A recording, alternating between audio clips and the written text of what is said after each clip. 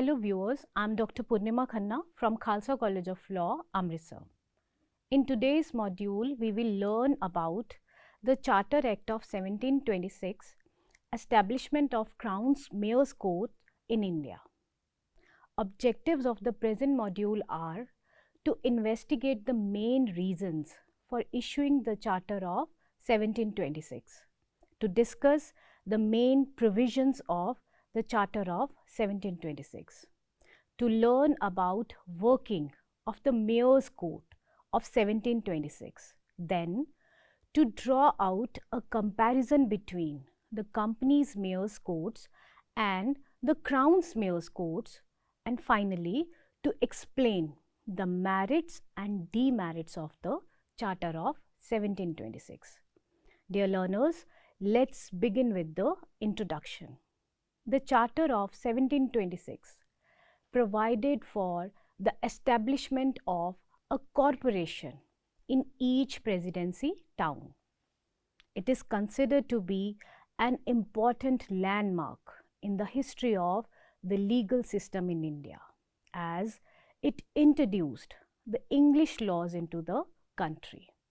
This charter became an important landmark in the legal history due to its various vital provisions having far-reaching consequences. By this charter, the Admiralty Court of Madras was abolished and thereupon enlarged the power of the Mayor's Court of Madras, Calcutta and Bombay. This charter introduced uniform judicial machinery for justice in India. By this charter, the civil and criminal courts entrusted the authority directly from the king, not from the company. The Charter of 1726 played an important role in introducing English common law and statutory law in India. Mayor's courts were established by Royal Charter to strengthen the administration of British justice in the company's various settlements in India. The court at Calcutta having been established by the Charter of 1726, which was later revised in 1753. It appointed a mayor and 9 aldermen to act as judges in civil cases and was also empowered to grant probate and exercise testamentary jurisdiction. It was superseded by the Supreme Court established by Act of Parliament in 1774. Dear learners, let's discuss the main reasons for issuing the Charter of 1726. The company emphasized the need for a proper and competent authority to implement an effective system of administration of civil and criminal justice to the British King George I through a petition. The main reasons which necessitated the Charter of 1726 were: number 1, as judges were laymen, they didn't have adequate knowledge of English law. So they decided cases according to their own common sense and notion of justice. The judicial administration and working of courts in the 3 presidency towns was unsatisfactory. Secondly, with the growth in the company's trade, the population of British settlement had increased considerably. Therefore, more cases were coming to the courts for adjudication. Thirdly, encouraged by the successful working of the corporation at Madras, the company wanted similar corporations at Bombay and Calcutta. Fourthly, many Englishmen who settled in India died, leaving behind considerable movable and immovable property. This created a problem for the company to dispose and distribute their assets. Next, the company desired that the power of courts should be derived from a competent authority, so that the decisions would have a binding force and uniformity in judicial administration could be achieved.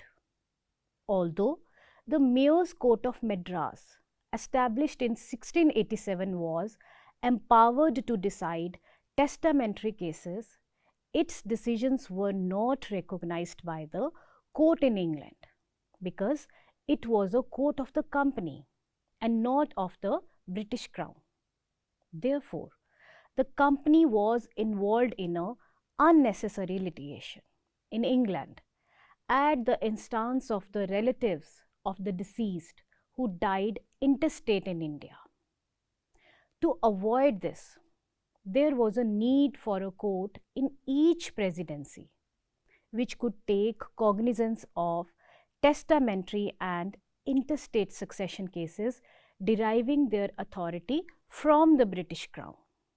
Thus, in order to solve the above mentioned problems and to establish an effective administration of justice in the company's settlements in the 3 presidency towns, the judicial charter was granted by the British King George I on September 24, 1726 at the instance of East India Company.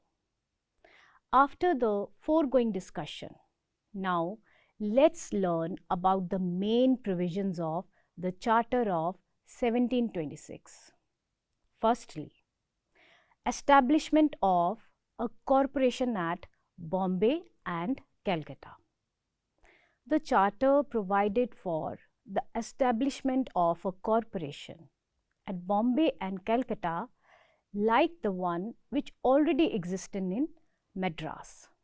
Thus, each of the presidency towns was to have a corporation consisting of a mayor and 9 aldermen.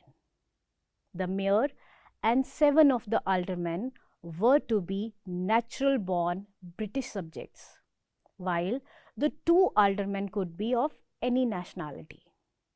The first mayor and aldermen were to be appointed by the charter itself. Thereafter, the mayor was to be elected annually by the aldermen.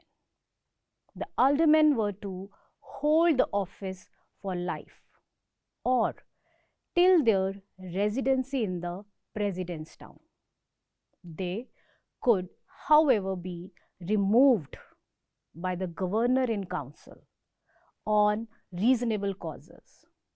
An appeal against such a removal could be made to the King in Council in England. The mayor and all the aldermen had to take an oath of allegiance to the office before the governor and council. Second is civil administration and establishment of mayor's court in presidency towns. The mayor and the 9 aldermen of each corporation formed a court of record, which was called the mayor's court. It was empowered to decide all the civil cases within the presidency town and the factories subordinate thereto. The mayor, together with 2 English aldermen, formed the quorum.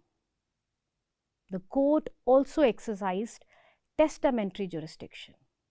It could grant probates of will and letters of administration in case of intestacy. The court was to hold its sitting not more than 3 times a week. An appeal from the decision of the mayor's court lay to the governor in council.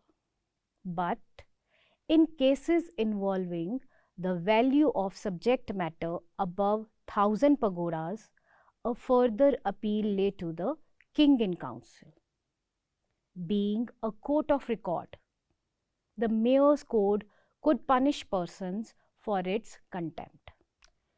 The process of the court was to be executed by the sheriffs and the junior members of the court, who were initially nominated by, subsequently chosen annually by the governor and council. There was no specific mention in the Charter of 1726 as to the law which was to be applicable in the Mayor's Court. But since the earlier Charter of 1661 provided that justice was to be administered in accordance with the English law, it was presumed that the same law was to be followed by the Mayor's courts in deciding the cases. Then, criminal administration and establishment of quarter sessions. Mayor's court had no criminal jurisdiction. The governor and 5 senior members of the council were appointed as justice of peace in each presidency for the administration of criminal justice. They could arrest persons accused of crimes and punish them for petty offences. They also constituted a court of oyer, terminer, and gaol delivery, and were also required to hold quarter sessions for trial of all offences excepting high treason for at least 4 times a year. So, altogether, they possessed complete criminal jurisdiction. The Charter of 1726 introduced the trial of criminal offences with the help of grand and petty juries. Thus, technical forms and procedures of criminal judicature of England were introduced through this charter in India. Next is jury trial in criminal cases. The Charter of 1726 provided that criminal cases in presidencies would be decided with the help of grand jury and the petty jury. The grand jury consisted of 23 persons, and they were entrusted with the task of presenting persons suspected of having committed a crime. So, they are called jury of presentment. After an offender was apprehended and brought before a justice of peace for preliminary inquiry, the latter examined both the parties and recorded evidence and sent it to the court of governor in council for trial. Before the commencement of trial, all the evidence of prosecution, accusation, or indictment was placed before the grand jury. In case the grand jury returned a verdict of no prima facie case, the accused was acquitted without trial. However, if the majority of the jury was satisfied with the propriety of the case, then the prisoner was tried by petty jury. If the petty jury, after hearing both sides, returned a verdict of guilty, the accused was sentenced by the court of quarter sessions, that is, governor and council.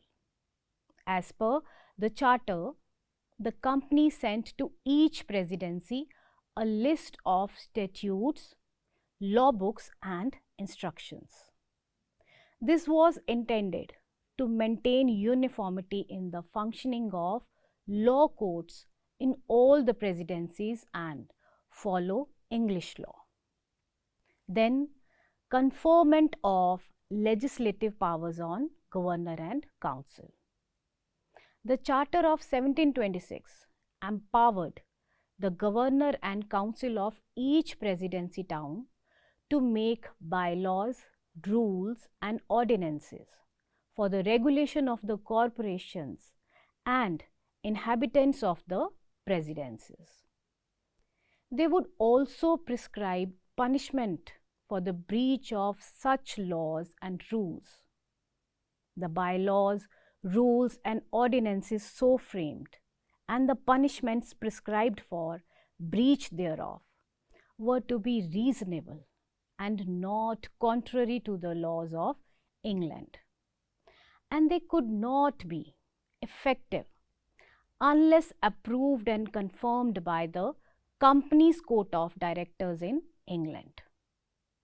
Dear learners, as far as the working of the Mayor's Court of 1726 is concerned, from 1726 to 1753, frequent disputes between the government and the Mayor's Court arose. The governor and council did not have any voice in the appointment of the mayor, as he was elected by the corporation independently. The corporation and mayor's courts were completely independent of the executive government. The Charter of 1726 adopted the principle of independence of judiciary to a considerable extent, which was a positive development in the legal history of India. Now, let's draw out comparison between the company's mayor's courts and the crown's mayor's courts. The principal contrasts are, firstly, the mayor's court under the Charter of 1687 was made by the company, while the mayor's courts under the Charter of 1726 drew their energy straightly from the crown.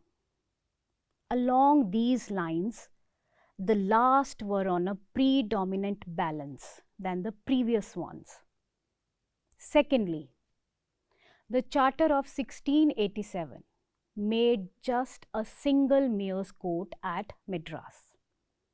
It didn't contact the legal framework, winning in different settlements, administrations under the company. The Charter of 1726 made mayor courts at all the three administrations, that is Madras, Calcutta and Bombay. Consequently, building up a uniform legal framework. Thirdly, the Charter of 1726 made an arrangement for a movement request to the King in Council, which turned into a forerunner of the Privy Council later on. Therefore, under this charter, the main interest could be recorded before the Governor in Council, and the second, despite the fact that now and again offer could be taken to the King in Council in England. The Charter of 1687 did not make such an arrangement. The interest from the mayor's court could be documented under the steady gauge of the Admiralty Court. Fourthly, the mayor's court, built up under the Charter of 1687, made an arrangement for the portrayal of the locals on the court. The Crown's mayor's court didn't have any such portrayal. However, there was an arrangement for the same in the Charter of 1726. Next, the Crown's mayor's court, set up under the Contract of 1726, were unquestionably unrivaled courts, so far as their status is concerned. Yet, in strict legal and legitimate way, the company's mayor's court were better prepared, for there was an arrangement for a legal counselor who was to be known as the recorder. The Charter of 1726, despite the fact that it was intended to enhance the legal framework in India, did not make any such arrangement. Next, the company's mayor court developed its own method and apportioned equity as per the standards of presence of mind, value and great inner voice. It dodged the complicated procedural details. Yet the Charter of 1726, which brought the British laws into India, brought all the legitimate details of the British courts of law. In this manner, the whole extent of British laws and its strategy were foisted on the courts built up under the Charter of 1726. The Charter of 1726 likewise constituted a mayor's court for every one of the administration towns, consisting of a mayor and 9 aldermen. Three of them, that is, the mayor or senior aldermen, together with two other aldermen, were required to be available to frame the majority of the court. The mayor's courts were proclaimed to be available to the most of the majority of the court. The mayor's courts were announced to be courts of record and were approved to attempt, hear and decide every single common activity and supplication amongst gathering and gathering. It was approved to practice its purview over all people living in the administration as well as working in the company's subordinate production lines. Now, what were the merits of Charter of 1726? My dear learners, taking into consideration the above mentioned provisions of reforms, we can say that the merits of the Charter of 1726 were: firstly, the establishment of Crown's Court. This charter has for the first time established the courts of Crown. The courts established so far were the courts of the company. Secondly, uniformity in judicial system.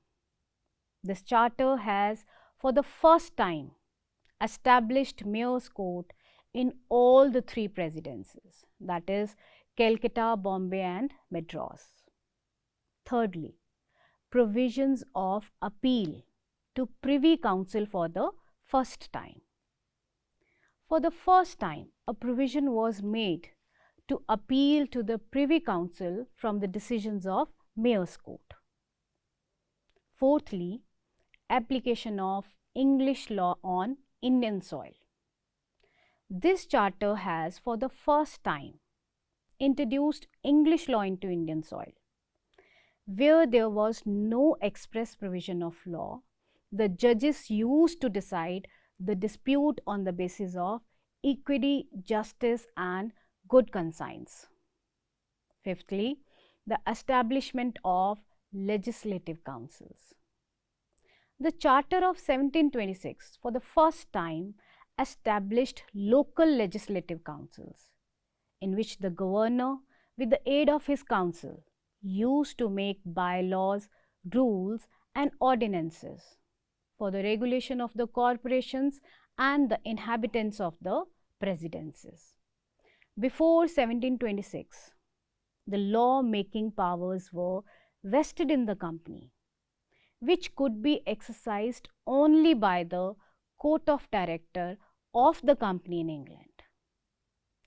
On the account of above mentioned merits, the Charter of 1726 constitutes a landmark, that is a turning point in the legal history of India, and proved to be an important event on account of great significance in the sphere of law and justice. The charter is usually characterized as the judicial charter. Dear learners, in spite of the above noted merits, the Charter of 1726 suffered from various demerits. Firstly, appointment of non-lawmen judges. Before 1726, the traders were to be appointed to the office of judges who were ignorant of the law. As judges, their main aim was to bring about the settlement between the contesting parties. Even after the establishment of the Crown's Court, in 1726, justice continued to be administered by non-professional judges. Thus, the object of the Charter of 1726 could not be fulfilled. There was no separation of judicial and executive power. Although many attempts were made to separate judicial and executive powers from one another, yet the policy of the company was not firm in this respect.